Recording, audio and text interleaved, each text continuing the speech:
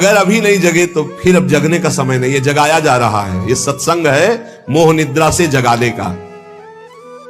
यहां तुम जिससे और किसी से प्रीति करते हो वो तुम्हें सुला देगा, जगाएगा नहीं। मोह भरे वचन बोल करके, मोह भरे कपट भरे वचनों को सुनने में बहुत अच्छा लगता है, लेकिन जब अध्यात्म और सत्य के वचन तो ऐसे लगते हैं बहुत कड़वे। मुंह मीठा भीतर कपट, पर्दा रहे है बास। मुंह में मीठा बोल रहे, हृदय में कपट है, वहीं पर्दा लगाए भगवान बैठे वहीं देख रहे। जो सतमार्ग के पथिक है उनकी जबान में भले तुम्हें कड़वाहट लगे, लेकिन हृदय बहुत मीठा है और बेपर्द होकर भगवान वहां से बोल रहे हैं, पकड़ पाओ तो पकड़ लो। गोला मारे ज्ञान का संत सिपाही कोय, उत्कट जिज्ञासु बने तो अजब उजाला होए। अजब उजाला होए अंधेरा सब ही नासे, अंतर्मुख हो लखे आत्मा अपनो भाषे। कहे निर्भयानंद होए जिज्ञासु भोला, और जब संत मिले सिपाही तो ज्ञान का मारे गोला। अगर भगवान का पार्षद कोई संत जो विशुद्ध स्थिति में है, उसके वचन क्या करते हैं? वो गोला का काम करते हैं। बोले ऐसा ज्ञान का गोला माला कि काम क्रोध लोभ मोह मद मत्सर सब मर गए और दिव्य प्रकाश हो गया हृदय में।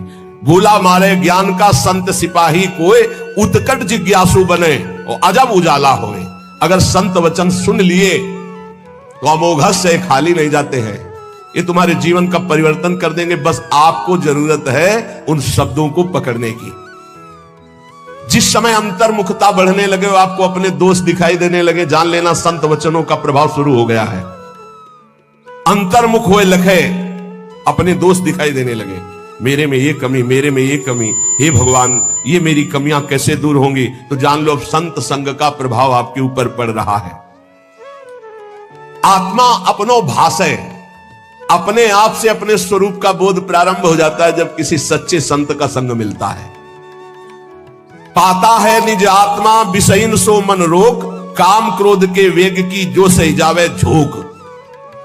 संत संगी वही है जो काम क्रोध के वेग को सह जाए। काम आया सह गया, क्रोध आया सह गया। हमें देखते हैं कि काम क्रोध को सहने की तो वृत्ति साधक में है, लेकिन ईर्ष्या को सहने की शक्ति नहीं है। वो जहां ईर्ष्या करता है, दूसरे से निंदा करने लगता है, तो फिर उसकी काम क्रोध की शक्ति बढ़ जाती है और वो सहन करने में असमर्थ हो जाता है। अहम मैं जितेंद्री हूं, और ईर्ष्या दूसरे की उन्नति देखकर डा होना, जलन होना, जहां आया तो फिर वो वही परास्त हो गया जहां जीत रहा था। इसको पकड़ना।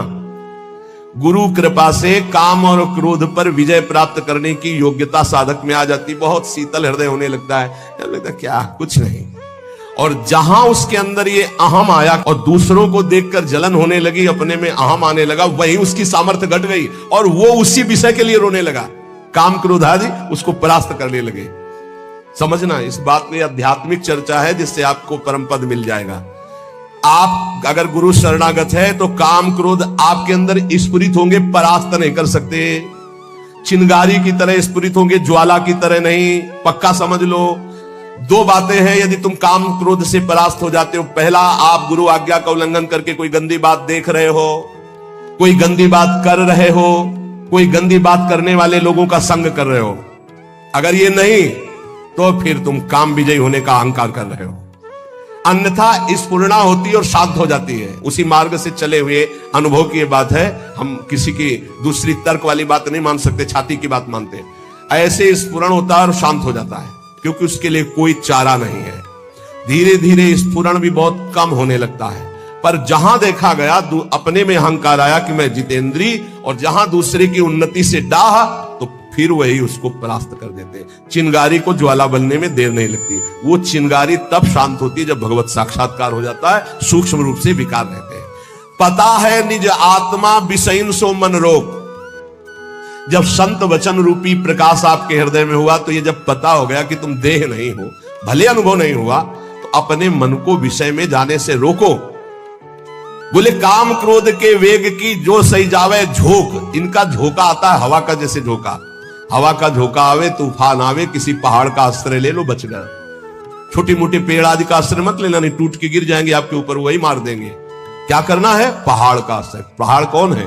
भगवान के प्रेमी महाभागवत जनों के वचन या भगवान नाम या भगवत लीला गुण कीर्तन, जहां कामादि दोष आवे मजीरा उठाओ, राधा राधा राधा एक मत सुनो मन की, देख लो अभी साफ हो जाएगा गंदगी जो आई थी। या कोई संत के उपदेश सुनने लगो, या भगवान की लीला गायन करने लगो, प्रियालाल के चल जोई जोई प्यारो करे शुरू करो, और आज वह देखियो तो प्यारी चले जाओ वहां तक 84 पदों का गायन पक्का। जब तुम्हें काम सतावे चतुरासी जी का गायन शुरू कर देना, गायन। और अगर ना चला जाए तो हमसे बताना, है निज अनुभव की बातें हैं। चतुरासी जी का फल ही है भवजल निधि को नाव काम पावक को पानी। तो जो सही जावे झोंक ये आंधी आती जाएंगे, टिकेंगे नहीं। आगमा पाइनो अनित्यास्तास्तितिक्षस्व भारत। जो सही जावे झोंक यार विक्षेप हटावे, निद्रा और आहार जुक्ति सो धीरे से घटावे। समझिए, काम क्रोध की झोंक आई तो कह रहे यार इस सह जाओ भारी विक्षेप है, थोड़ी देर के लिए है, विचलित मत होना। विचलित वही होगा जो काम की खुराक रखे हुए है। खुराक क्या है? मोबाइल खोला, गंदी बात देख ली, या कोई अपने हाथ से गंदी क्रिया कर ली, या गंदे जनों का संग कर लिया। इससे क्या होगा? आप झोंक नहीं सह पाएंगे विकार की। कह रहे हैं जो सही जावे झोंक यार विक्षेप हटावे। प्रभु के दर्शन में यही बाधा है, नहीं तो खुले टहल रहे हैं वृंदावन है, यहां खुले प्रभु टहल रहे हैं, बस दृष्टि चाहिए। यार का तात्पर्य बहुत प्रेम भरा शब्द है मित्र, एक बार सह जाए इसकी झोंक को आगे निकल जाएगा। जो सही जावे झोंक यार विक्षेप हटावे। तो विक्षेप कैसे हटेगा? बोले निद्रा और आहार जुक्ति सो कछु धीरे से घटावे। बस कल भी चर्चा हुई थी निद्रा और आहार को कम करने की पलटू स्वामी की। इन निर्भयानंद जी बड़े सिद्ध महापुरुष ब्रह्मानंद में डूबे हुए, इन दो पर असर साधक अपना दिखा दे। ये दो सबके ऊपर असर दिखाए, पूरा जीवन व्यतीत हो जाता है, खाना और सोना। अच्छा भोजन और खूब चक्क सोने को मिले। कह रहे कि अगर परमार्थ का लाभ लेना है तो साधक दो पर अधिकार करे, नींद और भोजन। फिर बार बार कहते हैं अभ्यास अभ्यास। नींद और भोजन, ये दो, निद्रा और आहार। फिर तीसरे पर विजय जो मैथुन, फिर चौथा जो भय। ये चार ऐसे दोष है पूरी सृष्टि को अपने अधीन किए हैं। निद्रा, भय, आहार, मैथुन, ये सब के सम जग उपजाए, सब इसी में फंसे हुए। ऐसा साधक इन चारों पर विजय प्राप्त करनी। निद्रा तब जब आहार पर आप संयम करेंगे। बहुत बार आहार पे चर्चा होती, भाई आहार को संभाल लो, इसको बढ़ाते चले जाओ, एक एक कवल बढ़ता चला जाएगा। इसको घटाते चले जाओ, घटता चला। 400 ग्राम में पूरे 24 घंटे शरीर का सम्यक मेहनत करते हुए पोषण हो जाएगा 400 ग्राम में। यहां यही है कि अगर आप भगवत मार्ग में चलना चाहते हो तो आहार पर संयम करो, तो नींद पर संयम हो जाएगा। आहार पर संयम करो, पर इतना भी संयम न करो कि सीढ़ी चढ़ने उतरने लायक न रहो। उचित आहार लो जितना आपको नींद ना सतावे। ये बहुत बड़ी सिद्धि है। अगर आप निद्रा और भोजन पर शासन नहीं किए तो काम और क्रोध पर शासन नहीं कर पाओगे, पक्का। ये चार चीजें साधु के जीवन में बिल्कुल शासन में होती है। निद्रा, भय, आहार, मैथुन। भय नहीं होता साधु को। साधु का मतलब होता भगवत मार्ग के पथिक, चाहे गृहस्थ हो चाहे विरक्त हो। और नींद पर बहुत शासन होता है, और आहार पर बिल्कुल विजयी होता है वो। और वो मिथुन धर्म का त्यागी होता है, चाहे गृहस्थ हो चाहे विरक्त हो। अरे ऐसे ऐसे गृहस्थ हैं अपने ही पास है कि हम उनकी चरण वंदना करते हैं। वृंदावन में शपथ पूर्वक पति पत्नी कसम खाकर ब्रह्मचर्य से रह रहे हैं। सच्ची कहते हैं, हृदय से साधु बनने पर भी पूरे जीवन डर रहा है इसी बात का। और वो पति पत्नी एक जगह रह करके संयम से हम उनकी चरण वंदना करते हैं, चरण वंदना करते हैं। कोई भी जगत का महात्मा इस बात से डरता है कि संयोग ना हो।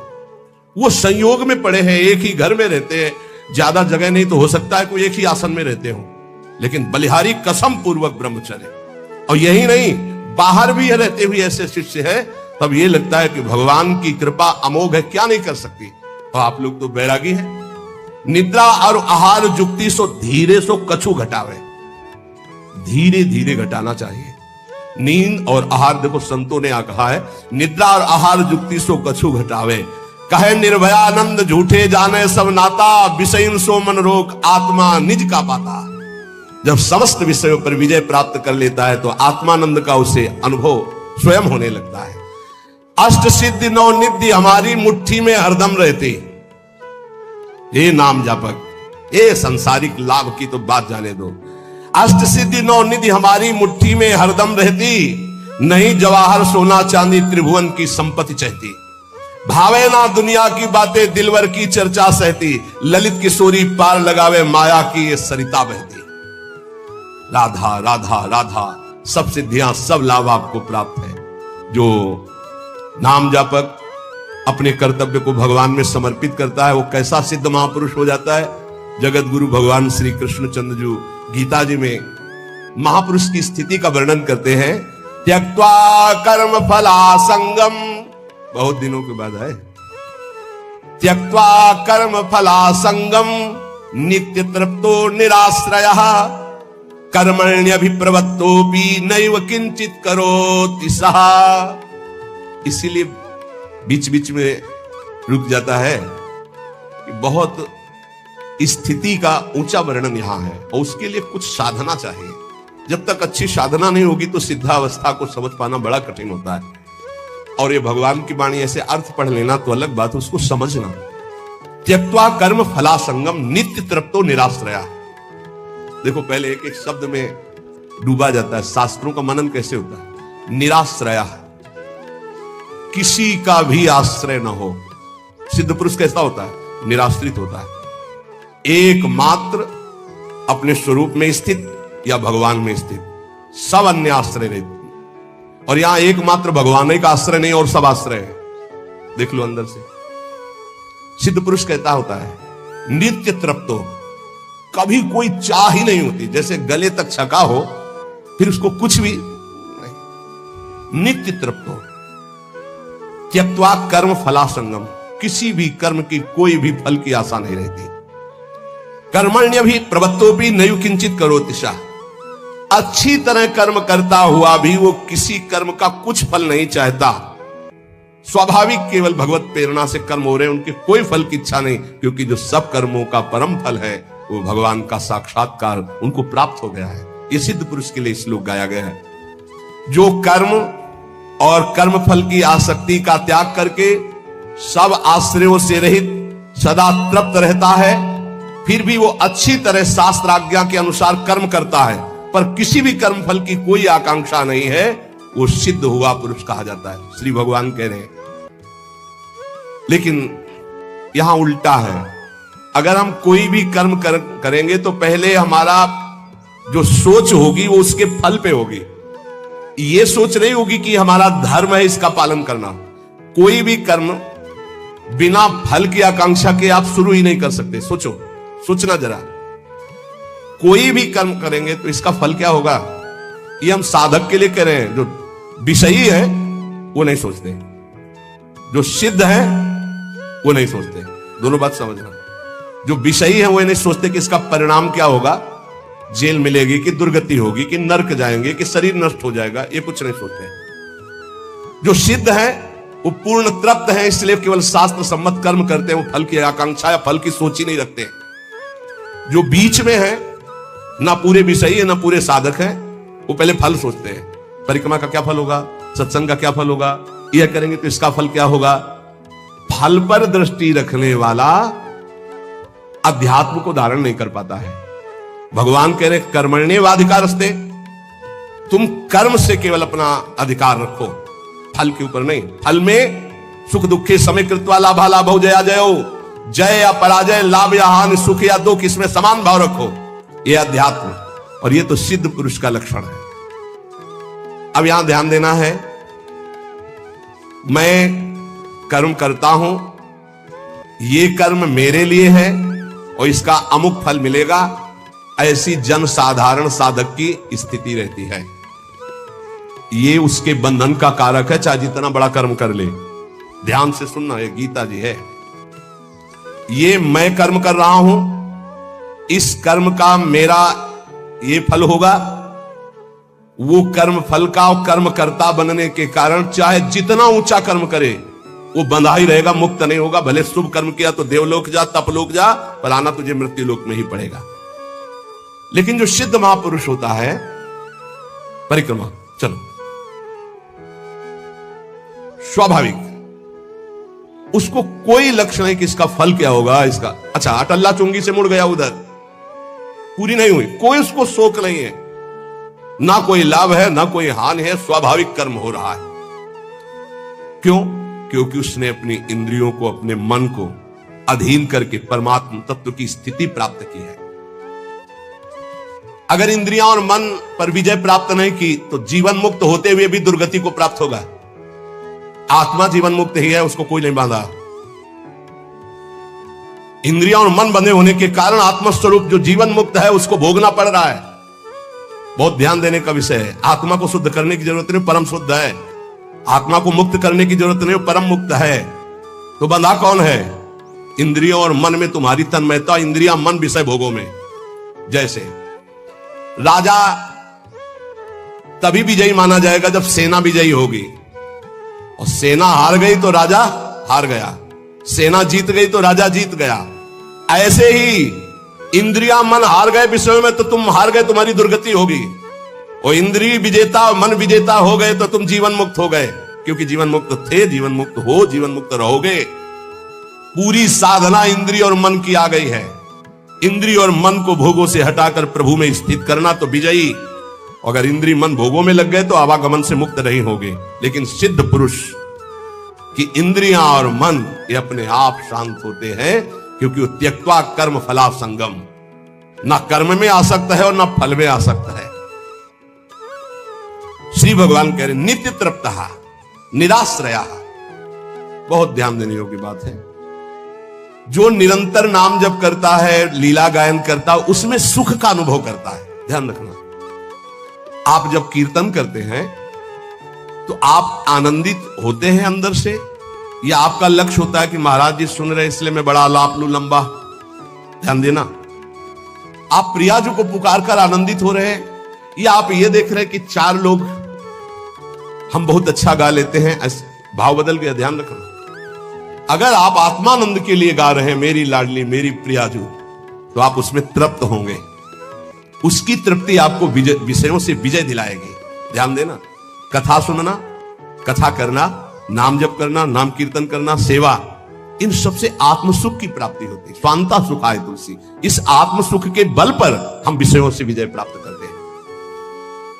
जब विषयी चित्त बार बार भोगों का चिंतन करता है तो एक जलन होती है, एक अतृप्ति, एक अशांति होती है। उसी अशांति से वो दुर्गति को प्राप्त होता है। अशांतस्य कुतः सुखम। और नित्य तृप्तः, जो अपने प्रभु के नाम गुण लीला गायन में, परीक्षित जी कह रहे हैं श्री सुखदेव जी से कि प्रभु जिस प्यास से प्रेरित होकर मैंने मरा हुआ सर्प ऋषि के गले में डाला, आपके श्री मुख से निकलती हुई कृष्ण कथा अमृत से मुझे इतनी तृप्ति हो रही कि भूख प्यास का कोई भी पीड़ा नहीं, और 7वें दिन तक्षक डसेगा इसका कोई डर नहीं रह गया। ये नित्य तृप्ता, भगवान की चर्चा, भगवान का नाम, भगवान का गुण, एक आनंद। कब खत्म हुई मैं उठूं, इसका मतलब आपका चित्त आनंद में नहीं हो रहा, आपका चित्त अभी सांसारिक है। नहीं तो जिनके श्रवण समुद्र समाना, कथा तुम्हारी सुभग सरिनाना, भरे निरंतर हो ही न पूरे। हे भगवान, ये चर्चा 10 बजे तक चलती रहे, मैं ऐसा सुनता रहूं, ऐसी मांग हो। कोई हमसे बोले ना, निरंतर नाम जप करता, ये कीर्तन कर रहा हूं, दिन भर कीर्तन होता रहे, ऐसा अंदर उत्साह। वो परमात्मा में स्थित महात्मा नित्य तृप्त रहता, उसकी कोई आकांक्षा नहीं रहती। हमारी हाथ जोड़कर प्रार्थना सिद्धों की नकल न करे। एक महात्मा थे, 10 ग्राम संख्या रोज पाते थे। 1 ग्राम में 5-7 आदमी मर सकते हैं। 10 ग्राम। उड़िया बाबा को लगा कि गप होगी ऐसी, कैसे कोई 10 ग्राम संख्या जहर धतूरा खा सकता है। गए उन महात्मा के पास और कहा, आप 10 ग्राम जहर पाते हैं? बोले हाँ। बोले मैं देखना चाहता हूं। बोले शाम के 4 बजे। 4 बजे 10 ग्राम तौल करके जहर सिलबट्टा में डाला और पीस करके उसे धो करके वैसे चढ़ा। और वो सिलबट्टा अलग रहता था कि कोई उसको कभी छुए ना, नहीं उसमें मर जाएगा उतने। बोले महाराज आप कैसे हजम कर जाते हो? बोले पहले 1 बीज लिया था, ऐसे रगड़ के चाटा था, फिर धीरे धीरे बीज पाने लगे, फिर 2, फिर 3, आज 10 ग्राम जहर पा लेता हूं। 10 ग्राम जहर शरीर को। सिद्धों की नकल न करे। सिद्ध महापुरुषों के बड़े विचित्र विचित्र खेल होते। जब तक भगवत साक्षात्कार ना हो जाए, नियम ले ले, कोई व्यसन नहीं करेंगे। अगर व्यसन का आश्रय है वो भगवत आश्रित नहीं हो पाएगा, ध्यान रखना। एक महात्मा को देखा गंगा के किनारे, हर 10 मिनट में उनको पान लगा के, एक आदमी, एक संत केवल ऐसे बैठे रहते और पान खाए वैसे। आपको सच्ची बताएं, बड़ी ऊंची स्थिति थी। इन सिद्ध पुरुषों की नकल कभी ना करे, कभी ना करे। अब जैसे वो कहते ना, ले महात्मा जी आप भी, हम कहते हमारी सामर्थ्य, उसे ही कहते हमारी सामर्थ्य, क्योंकि संन्यास वेश में पान है, माला है, इत्र है, ये सब निषेध है, हमारी सामर्थ्य। और वो एक संत बैठे रहते थोड़ी थोड़ी देर, भगवदाकार वृत्ति थी। आश्चर्य की बात, भगवदाकार, सिद्धों की नकल न करे, पक्का। जब तक भगवत साक्षात्कार न हो जाए, कोई भी नशा किसी भी साधक के पास नहीं होना चाहिए। कोई भी नशा, किसी वस्तु का अपने जीवन में इतना अधिकार नहीं होना चाहिए कि ये नहीं मिलेगा तो, वस्तु तुम्हारे जीवन में अपना अधिकार नहीं रखना चाहिए कि अगर ये नहीं तो हमारा दिनचर्या नहीं चलेगी। ये दिमाग में रख लो। कभी जीवन में चाय नहीं पीते, क्यों? क्योंकि उससे सुना था कि वो सर दर्द होने लगता है, उसका एक नियम बन जाता है, कभी नहीं पीते। अगर हमें दाम में कभी दूध दिया जाता था शाम के जैसे दवा में, तो 2-4 दिन लगातार लेते थे, फिर 1 हफ्ता छोड़ दिया। कभी हम उसको अपने जीवन में, किसी दूध नहीं मिलेगा तो हमारी दिनचर्या नहीं चलेगी, या चाय नहीं मिलेगी तो दिनचर्या नहीं, कभी नहीं। इसलिए चाय पिया ही नहीं था कभी जीवन में। था इसलिए कह रहे हैं कि अब जो ही प्यारो करे सोई में भावे, जैसे प्रभु रखें। रुग्ण शरीर है, ये टेबलेट खाना, ये जैसे विधान में। कोई भी वस्तु तुम्हारी दिनचर्या में ऐसी नहीं होनी चाहिए कि ये वस्तु नहीं मिले तो हमारी दिनचर्या नहीं चलेगी। निराश्रया, कोई व्यक्ति ऐसा नहीं होना चाहिए कि वो ना मिलेंगे तो। कई बार हम प्रार्थना करते, थोड़ा भाव से समझना। आप इस शरीर का भी आश्रय मत लीजिए, ये धोखेबाज है। सबसे कह रहा हूं, प्रार्थना करके जो प्रेम करने वाले लोग हैं। एक बार एक किसी ने कहा था कि हम तो आपके साथ चलेंगे। तो हम कहा अगर हम ऐसे कह दें तो 1500 लोग तैयार हो जाएंगे। अब अगर ऐसे यहां से चलना हो कि चलो मानसरोवर चलना, तो बस कर लेते, सब बैठ जाओ। अब निकुंज में जाने के लिए तो समय अलग अलग है ना। हम ये कहते हैं कि आज्ञा का पालन करोगे, आओगे वहीं जहां अपने को जाना है, क्योंकि लाइन में खड़े हो, पंक्ति में खड़े हो। पर समय का पता नहीं, पहले आप जाओगे कि पहले हम जाएंगे, कुछ पता नहीं। आपको अपने शरीर को धरोहर की तरह रखना है। ये गुरुदेव का शरीर है, गुरुदेव को समर्पित है। जब जहां जैसे ऐसे। कल की चर्चा थी, कोई साधक कह रहा था कि हमको तो सोच कर डर लगता है कि जब आप नहीं होंगे तो हम कैसे जिएंगे। ऐसा अपने को भी, अपने पूज्य महाराज जी के लिए, अगर कभी तो ऐसा कैसे जी सकते हैं। पर यह शरीर का संग अस्थाई है, स्थायी नहीं है। ये धोखेबाज शरीर हमारा भी है और आपका भी है। ये आवाज बोलते बोलते रुक सकता है कि पूरा राधा ना बोल पाए, रा बोला और रुक गया। ये ऐसा है, जिस समय कनेक्शन कट जाएगा तो अगला कदम नहीं चल पाएगा, अगला शब्द नहीं बोल पाएगा। तो इस शरीर से भी प्यार मत करो। प्रेमानंद नाम स्वरूप का, प्रेमानंदोत पुलकित गात्रो विद्युत धाराधर्षम कांति राधा कृष्णो मनसि दधानम वंदेहम श्रीहित हरिवंशम। ये व्यक्ति शरीर का नाम प्रेमानंद नहीं, प्रेमानंद नाम श्री प्रियालाल के प्रेम का है, जो हित है, जो हरिवंश है। अगर आप उस स्वरूप की तरफ दृष्टि रखेंगे तो आपको हर समय प्रेमानंद का सानिध्य मिलेगा। आप शरीर पर दृष्टि रखेंगे तो धोखा खा जाएंगे। आज नहीं तो कल ये छूट जाएगा और आपके अंदर आएगा कि अब मैं प्रेमानंद के बिना हूं। ऐसा हम नहीं चाहते कि आपको कभी ऐसा अनुभव हो कि हम प्रेमानंद के बिना हैं। प्रेमानंद हमारा जीवन है, हम सबका। प्रेमानंद क्या है? राधा कृष्णो मनसि दधानम, राधा कृष्णो मनसि दधानम वंदेहम श्रीहित हरिवंशम। जो हित है, जो हरिवंश है, जो मन में श्री प्रिया प्रीतम को प्रकाशित करता है, वो है प्रेमानंद। वही मंत्र आपके पास है, वही नाम आपके पास, जो हमारा जीवन, जो हमारे गुरुदेव का जीवन, जो हमारे आचार्य का जीवन, वही आप उसी से प्रेम करो, इस शरीर से नहीं। निराश्रया, इस शरीर से या किसी व्यक्ति से या किसी नाशवान से तो फिर धोखा हो जाएगा, ऐसा लगेगा मैं अनाथ हो गया। नहीं, सच्चे गुरु का शिष्य कभी अनाथ नहीं होता, पक्का समझना। प्रियता में अगर पूछो तो यह ज्ञान हमको भी पसंद नहीं आएगा जो हम आपको दे रहे हैं। प्रियता में ज्ञान नहीं चलता, प्रियता में लगता है कि नहीं वो तो सब ठीक है, पर नेत्रों के सामने है तो हमारा जीवन है, वो नहीं नेत्रों के सामने तो फिर ऐसा लगेगा कि ऐसा। पर उचित यही है कि इस बात को समझा जाए कि तत्व तो हर समय रहता है, शरीर नहीं। शरीर आज है, कल नहीं। परिस्थिति देख लीजिए, आज परिस्थिति है कि आपको जग के आना ही पड़ेगा, आदेश पालन करना ही पड़ेगा, सत्संग सुनना ही पड़ेगा। कल परिस्थिति नहीं रहेगी, कल आप स्वतंत्र होंगे, लेकिन आपको इसी परिस्थिति में रहना होगा। जैसे आज परिस्थिति है ऐसी तुम्हारी जीवन भर परिस्थिति रहे। क्या इस समय हम सत्संग सुनते थे, बैठ गए, यंत्र में सत्संग लगा लिया, बैठकर सुन रहे। इस समय बाणी पाठ में उपस्थित, इस समय हमारा अमुक सेवा, उसी सेवा में लगे। हमारी किसी परिस्थिति से हमारी दिनचर्या का परिवर्तन न हो जाए, किसी भी अन्य का आश्रय हमारे जीवन में ना आने पावे, एकमात्र इष्ट गुरुदेव का आश्रय। तो ऐसा निराश्रय ही परम आश्रय का बोध प्राप्त करता है। अन्य आश्रय नहीं होना चाहिए। धन का आश्रय, जन का आश्रय, व्यक्ति का आश्रय, वस्तु का आश्रय, कितना भी बड़ा धनी क्यों ना हो, वो भगवद आश्रित की समानता नहीं कर सकता। जिसने भगवद आश्रय लिया उसकी समानता कोई चक्रवर्ती सम्राट भी नहीं कर सकता। ध्यान रखना, जो सब जगह से आश्रित रहित होकर भगवान का आश्रय लिए है, उससे बड़ा कोई धनी जगत में नहीं है। सिद्ध महापुरुष पूर्ण निराश्रित होता है। किसी का वस्तु, व्यक्ति, स्थान, किसी का आश्रय, एकमात्र अपने आत्मस्वरूप प्रभु का आश्रय या आत्मस्वरूप में। कर्मण्यभिप्रवृत्तोपि नैव किंचित करोति सा अभिप्रवृत्ताः।